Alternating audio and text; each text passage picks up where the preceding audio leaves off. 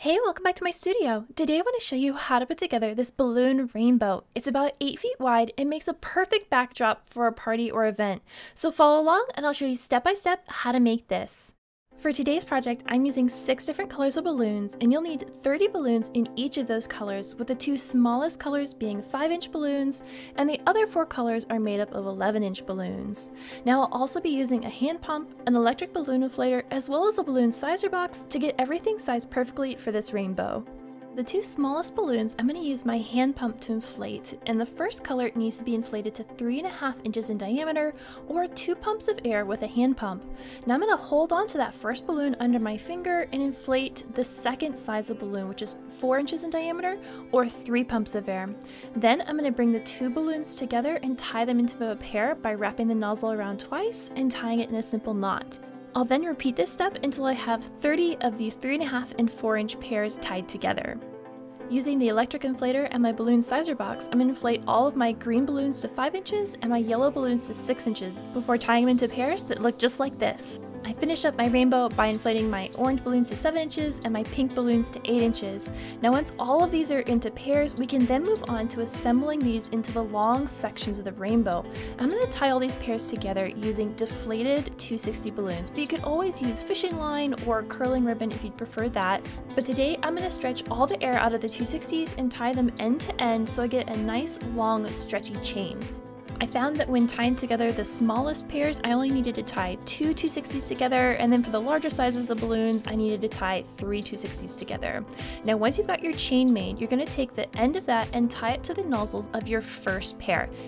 I found it helpful to keep a hold of the 260 with my right hand and then add balloons to this section using my left hand. So while I hold that 260, I'm going to set my second pair right on top of my first pair so it makes an X, and then I'm going to wrap that 260 around the 2 new balloons in a figure-8 pattern. We want the balloons to be nestled closely together, but you don't want to squish them down so that they look like a quad. It should look more like a stair step where the current pair is sitting above the previous pair. The other important thing to keep in mind is the placement of the colors on our pairs. We always want one color to be on one side. So as I continue to add pairs in, you'll notice that the purple balloons are always on the left and the bottom when I add a pair, and the blue balloons are always on the right or the top. And once you get 5 or 6 pairs all tied together, you'll begin to see the pattern taking shape. So you'll have all your purple balloons on one side, your blue balloons on the other side, and you'll begin to see a gentle arc starting to form. If you'd like a set of written instructions, I have a set of digital plans to go along with today's project, and you can check that out in the description box below. Now once you get this started, I found it was helpful to nestle the completed section under my arm and then continue to add balloons out in front of me. And that way the end of the arch wasn't flopping around to the side of the table, or I would recommend doing this on the floor so you're not fighting your balloons falling off the edge of the table like I was. Once you get all 30 pairs tied together in this section, take the very end of your 260 balloon chain and tie it to the nozzle of the last balloon in that section. And that'll make up the first third of our rainbow. So I'm going to do the exact same thing with my green and yellow and my orange and pink pairs until I've got 3 independent sections I can tie together into a solid rainbow. To do that, I'm going to lay all 3 sections on the floor, and then I'm going to take 7 empty 260s and tie one of those 260s to the nozzle of a pink balloon, skip a balloon, and then tie another 260 to the next balloon. So you'll kind of alternate these, and we're going to stretch those down across the rainbow from the biggest balloons down to the smallest. I've lined up the end of each balloon section, and I want to make sure all the balloons nestle really snugly with the section next to it. Then I'm going to take that 260 and put some gentle tension on it and wrap it around one balloon from each color, working my way from pink all the way down to purple. Once you've wrapped each color, take the tail end of that 260, wrap it around the final balloon a couple times, and then just stick the tail up into the balloons and it'll disappear. Repeat this all the way across the length of the rainbow, so every other balloon is going to be secured together.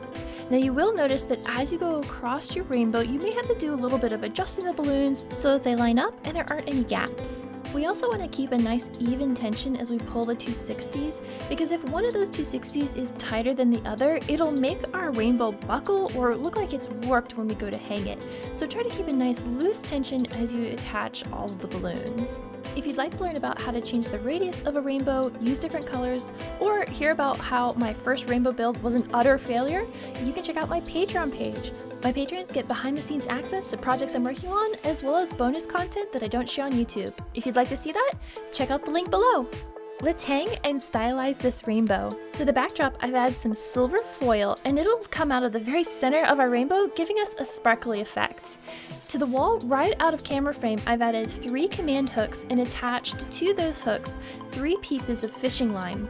Now I'm going to take that center fishing line and wrap it loosely around the center top balloon of my rainbow. And I just want to attach this just enough to hold the rainbow in place, but not to tie any knots yet. Once I've got that holding the weight of the rainbow, I'm then going to take the 2 pieces of fishing line on either side of the rainbow and wrap them loosely as well. Then I can take a step back and look at the rainbow to see if I like the height that it's hung at and to make sure that it's hanging level. Once I'm satisfied with the way that it's hanging, I'll go back and wrap that fishing line a couple more times in a figure 8 pattern around a couple of the balloons, and that will lock it in place. And then I can just take a pair of scissors, cut away any of the remaining fishing line tails, and tuck them away. No rainbow would be complete without a few fluffy clouds, and if you'd like to learn how to make these, I've got a video tutorial linked above that'll walk you step by step through the process. I'm going to nestle the edge balloons of the rainbow right up into the balloons of this cloud, and I'll attach it using an empty 260. So just tie the 260 to one of the nozzles in the cloud, and then I'm going to zigzag that 260 up and around a balloon in the rainbow, back down and around a balloon in the cloud, and back and forth, so I have a nice zigzag stitch between the 2 pieces, and then tie the tail end of that 260 back into a balloon in the cloud, and then it's simply a matter of arranging the balloons so that they all sit nicely together and the cloud is level. Rainbows are such a fun and whimsical element to bring into parties and events, and if you enjoyed this rainbow build, you should check out this rainbow backdrop I made from party streamers. So until the next project, stay creative!